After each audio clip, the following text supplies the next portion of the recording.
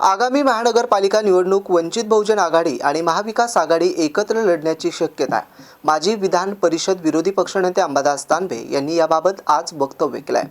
युती संदर्भात बोलणं सुरू असून येत्या काळात चित्र स्पष्ट होईल।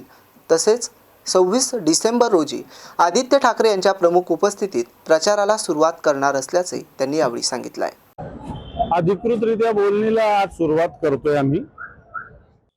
टेंटेटिव्ह प्रारंभिक बोलणी तशी आमची झालेली आहे। वंचित ही आमच्याशी बोललेला आहे। वंचित, काँग्रेस आणि आम्ही आणि राष्ट्रवादी काँग्रेस, शरद पवार अशा पक्षाची तशी पाहायला गेलं तर टेंटेटिव्ह एकत्रित बोलणी ऑलरेडी मागच्या काळात झालेली आहे। आणि आता निवडणुका डिक्लेअर झाल्यानंतर त्याच्या अंतिम कशा पद्धतीने व्हावं याच्यासाठी आमचे पदाधिकारी आता या संदर्भात चर्चा करतायत। आमचा प्रचार 26 तारखेला माननीय आदित्यजी ठाकरे साहेबांच्या उपस्थितीत संभाजीनगरात सुरू होणार आहे।